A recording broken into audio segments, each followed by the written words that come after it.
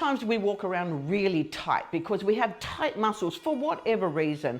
I recently went on a big overseas trip, and there was a 15-hour flight, then there was a 5-hour stopover, and then there was another 4-hour flight, another stopover, and then another 3-hour flight. So sometimes there's a lot of sitting and it's not what our body's used to, and so being able to stretch out is a really good thing. I'm going to take you through 4 lovely stretches today that I do with my clients, easy to do at home. And if you don't feel the stretch that you need to be doing that, then it's obviously not an issue for you.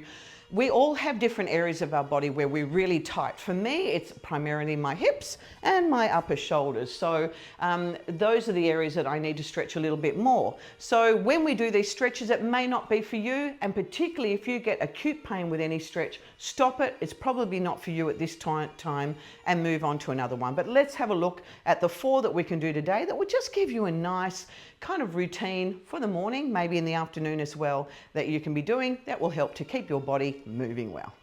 This first stretch that I'm doing may, if you have a knee that doesn't like being on the floor, you may want to have a nice cushion under that back knee. This is a great hip flexor stretch, and it also gets some mobility into that upper back as well. So we're going to take a big step out. So not really small, but a big step right out here. And then simply from here, we're just going to come forward until trying to drop that back hip down to the floor as close as we can.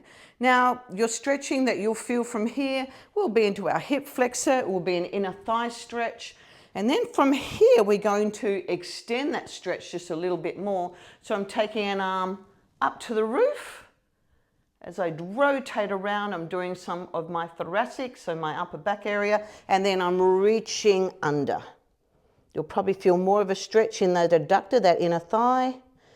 Reaching up again.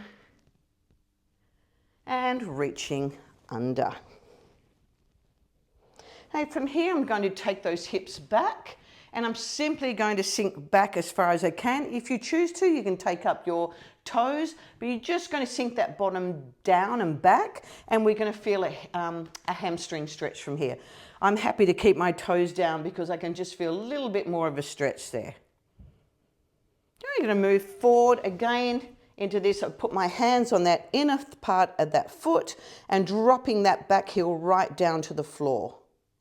For some of you who don't like to get down the floor, you also can be doing this stretch, and I'll show this in the second part of this, where you can do this stretch standing up if you prefer, and bringing that bottom back again. Gives us again our hamstring stretch. And then last time, coming forward again, just dropping forward, and then reaching up nice and high, and then reaching under. Now, if you prefer with this, you can be doing it standing up. Let's have a quick look at that if you choose not to be on the floor because of this knee. Okay, with a stand-up way of doing this hip flexor stretch, you can be holding onto a wall or a chair, something stable, and we're simply going to take a big step out to the front. Our leg at the back is going to have our heel up, and from here we're going to drop down.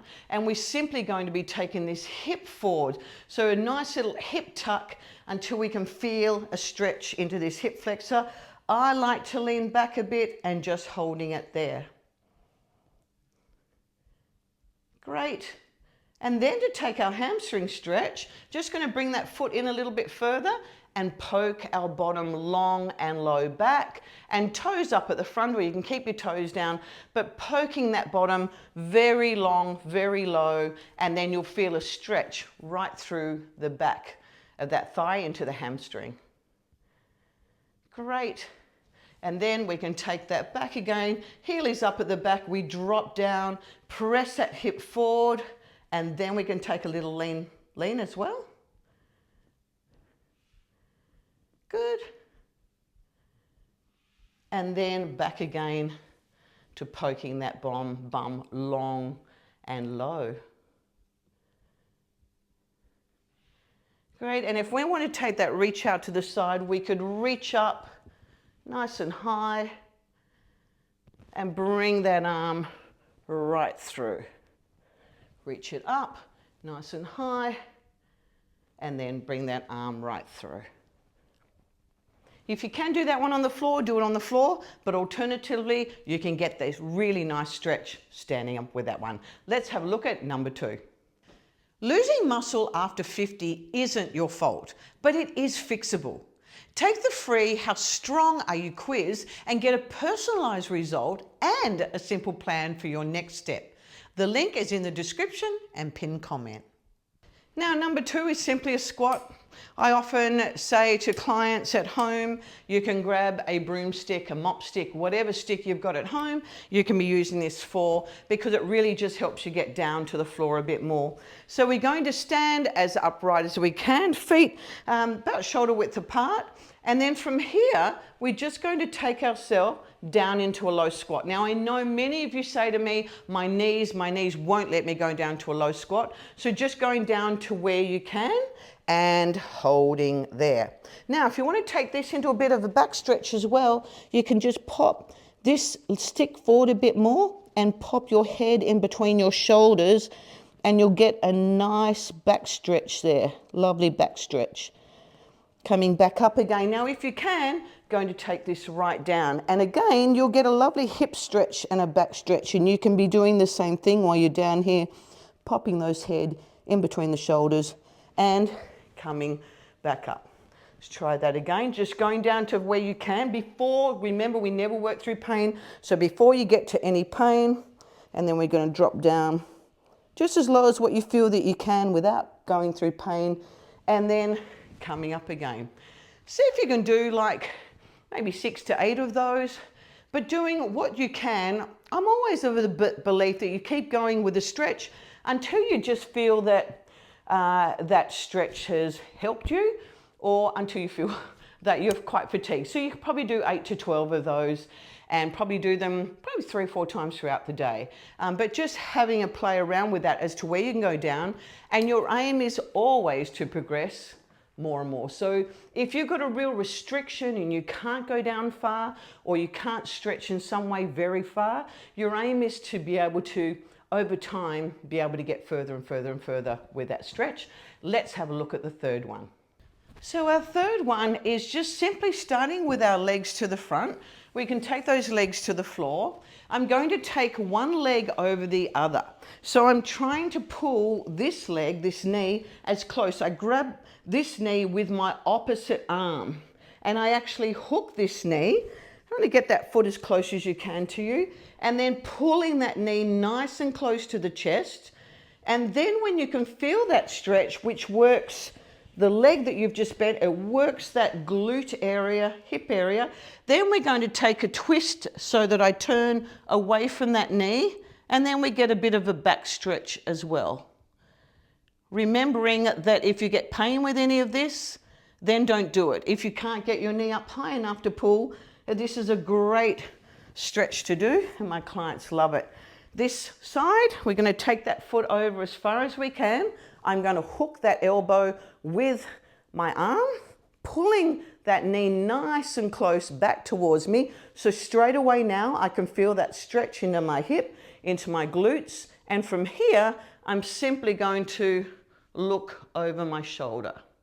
So this gives us a bit of a rotational kind of twist, stretch. And then this is really great for when we go bike riding, not bike riding, really, well, bike riding too, but in the car when we need to turn over a shoulder.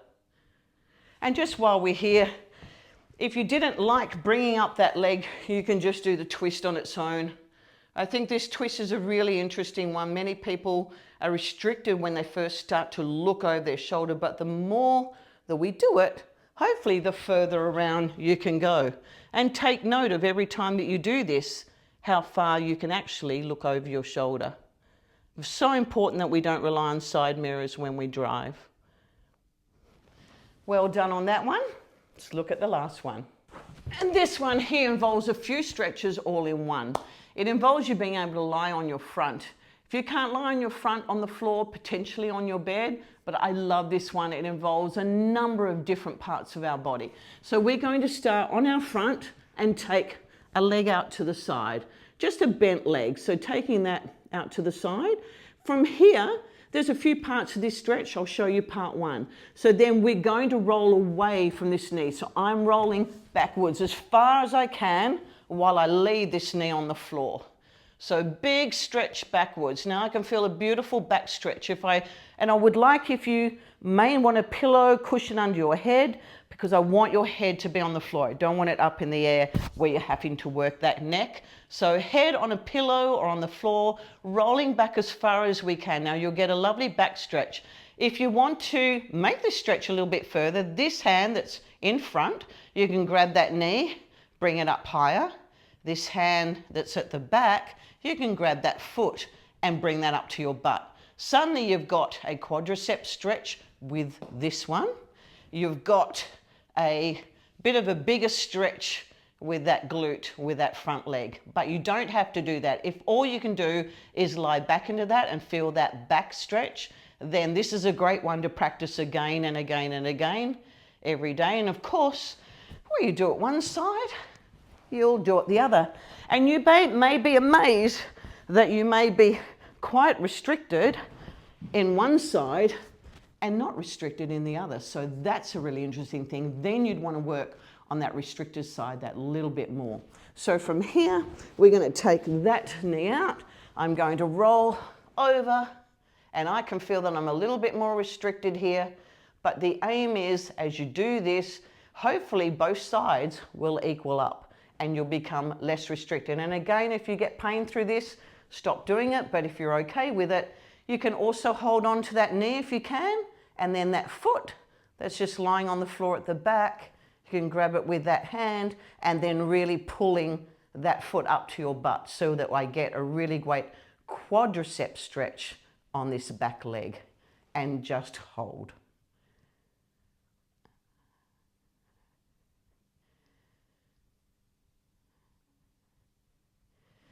Wonderful. I hope you enjoyed those. Let me know whether you found that really interesting, but certainly these stretches are multi stretches. They stretch a number of muscles all at the same time. So have fun with it. Let me know how you go.